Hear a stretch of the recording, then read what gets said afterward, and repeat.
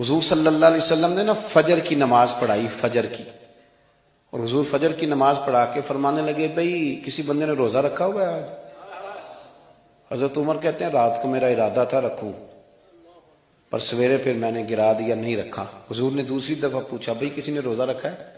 تو حضرت صدیق اکبر نے ہاتھ کھڑا کیا، عرض کی یا رسول اللہ میں نے رکھا ہوا ہے۔ آپ حکم نہ دیتے تو نہ بتاتا، پر روزہ رکھنا بھی آپ نے توجہ دلائی ہے تو حکم بھی آپ کا بتاؤ تو بتا دیا ہے۔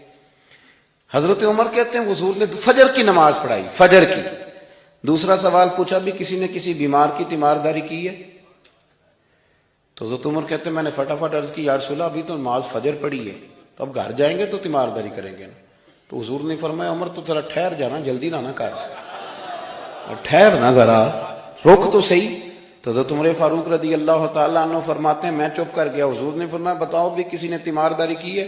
تو صدیق اکبر نے ہاتھ کھڑا کیا، عرض کی یا رسول اللہ عبد الرحمن بن عوف رضی اللہ تعالیٰ عنہ 2-3 دن سے نماز پڑھنے نہیں آ رہے تھے، رات میں نے پتہ کرایا تو پتہ چلا بیمار ہیں، اور حضور مجھے یہ بھی پتہ ہے وہ میرا یار ہے، مجھے پتہ ہے رات کو جلدی سوتا ہے پر تہجد میں ضرور اٹھتا ہے، تو حضور میں بھی ذرا فجر کا وقت جلدی اٹھا ہوں تو فجر میں آنے سے پہلے عبد الرحمن ابن عوف کی تیمارداری کر کے آیا ہوں۔ حضرت عمر کہتے ہیں میں نہ ہلکا ہلکا ڈھیلا پڑ گیا۔ حضور نے تیسرا سوال پوچھا، فرمایا کسی نے کسی مسکین کو کھانا کھلایا؟ کھانا کھلایا ہے کسی مسکین کو؟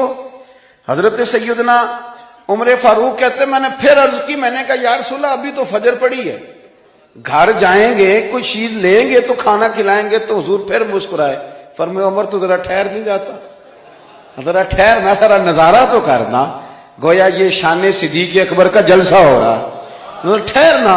حضور نے پھر پوچھا بھی کسی نے کسی مسکین کو کھانا کھلایا ہے؟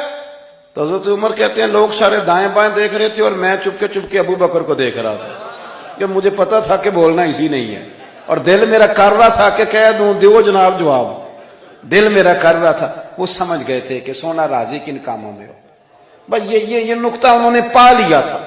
حضور نے فرمایا بتاؤ کسی مسکین کو روٹی کھلائی ہے؟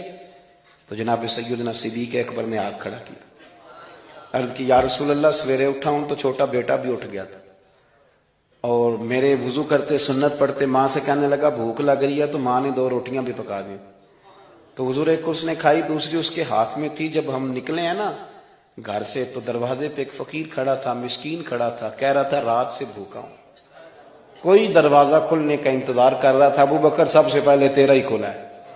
تو حضور میں نا اس مسکین کو ایک روٹی کھلا کے آیا ہوں۔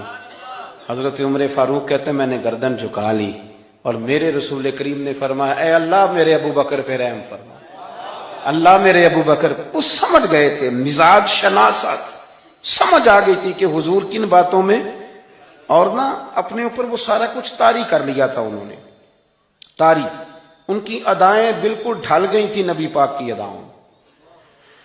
3 دن وہ غار ثور میں رہے تو ہمارے صوفیاء فرماتے ہیں کہ ان پر تجلیاں بھی پڑی محبوب کی معرفت کی۔ جب مدینے آئے نا نبی کریم کو لے کے، تو کچھ لوگوں نے حضور کی زیارت کی تھی، کچھ نے نہیں کی تھی، تو کچھ آتے تو نبی پاک کی دستبوسی کر کے بیٹھ جاتے، حضرت ابو بکر سے ہاتھ نہ ملاتے، اور کچھ صرف حضرت ابو بکر سے ہاتھ ملاتے اور حضور سے ہاتھ ہی نہ ملاتے۔ میری بات پہ توجہ ہے آپ حضرات کی؟ تو کچھ لوگوں کو نا شبہ ہونے لگا، وہ معاذ اللہ سمجھنے لگے کہ شاید یہی اللہ کے رسول ہے۔ حضرت صدیق اکبر، یہ کیوں شبہ ہوا؟ تو ہمارے محدثین فرماتے ہیں کہ ابو بکر صدیق بولتے بھی اس طرح تھے جو میرے نبی پاک کا طریقہ، بیٹھتے بھی اس طرح تھے جو رسول پاک کا طریقہ۔ کہتے ہیں انہوں نے امامہ باندھا ہوا تھا تو جو امامے کا پیچ حضور کا ڈھیلا رہ گیا تھا ان کا بھی ڈھیلا رہ گیا تھا، اس طرح اپنے آپ کو مزاج میں ڈھالا تھا، تو من شدی من تو شدم، میں اس طرح ڈھالا تھا مزاج میں، اس طرح کے کوئی فرق ہی نہیں نظر آتا تھا۔ وہ کہتے ہیں جب حضرت ابو بکر صدیق نے دیکھا نا کہ لوگوں کو تو شک ہو رہا ہے، کوئی میرے ساتھ ہاتھ ملا کے بیٹھ جاتے، تو حضرت صدیق اکبر نے کہا کوئی ایسا کام کرنا چاہیے کہ پتہ چلے آقا کون ہے غلام کون ہے۔ اٹھے، کندھوں پہ چادر تھی، وہ اتار کے نا تو حضور پہ سایہ کر دیا، لوگوں کو پتہ چل گیا کہ سایہ کرنے والا کوئی غلام ہے، اور جس پر سایہ کیا جا رہا ہے وہ آقا ہے۔ کیا خوبصورت نقطہ لکھا ہے مفسرین نے شارحین فرماتے ہیں تھوڑی دیر کے لیے، تھوڑی دیر کے لیے، تھوڑی دیر کے لیے حضرت ابوبکر صدیق نے حضور کے سر انور پر اپنی چادر کا سایہ کیا تھا۔